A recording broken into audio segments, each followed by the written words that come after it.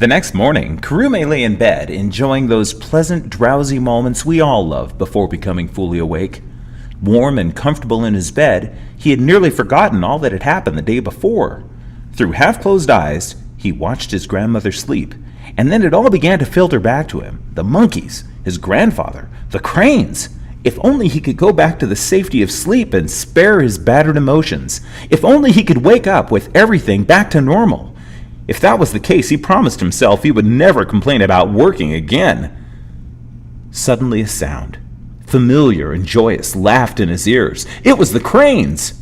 Karume leapt out of bed, quickly dressed, and ran through the village to the marsh lake, breaking through the trees just in time to see the cranes arriving back on the lake. Grandmother had heard Karume leave and quickly followed him to the lake. Karume? It's the cranes! They've come back! But where is your grandfather? Meanwhile, on a ridge on the far side of the marsh lake, Bobo and a handful of monkey soldiers crouched low in the high reeds. Bobo had on a new shiny coat of armor, reflecting his new position high in the king's service. Just as I thought, General, the cranes have returned to the lake. We must sneak in quietly this time, so the humans know nothing of our monkey business. The general pointed down to Karume, who had no idea the monkeys were even there. Agreed, General. This time, let's take only a few soldiers down to the lake. We'll capture the cranes before the village warriors wake. Bobo, the general, and a handful of soldiers split from the group, and together they sneaked down to the water's edge. Although Karume was excited to see the cranes, he missed his grandfather terribly. Karume wondered to himself why, if the cranes could free themselves, his grandfather, a great leopard warrior, wasn't home too. I'll run back to the hut and get our things. We'll need ropes and rations for a long journey. Stay here. I'll be back. Karume nodded that he understood, and then turned his attention back to the cranes, who were busy doing crane things. They danced and preened, they strutted and they hunted as mating pairs settled back after their adventure with the king.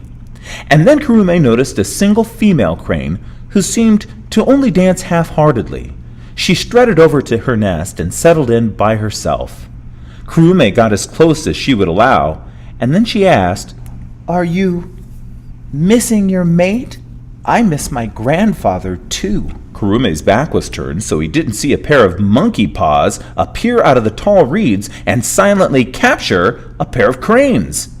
Meanwhile, the lonely crane seemed to draw closer to young Karume. There are lots of good-looking cranes around. You could just get a new mate. The crane bowed her head. Yeah, I know. How do you replace the ones you love? I could never replace my papa.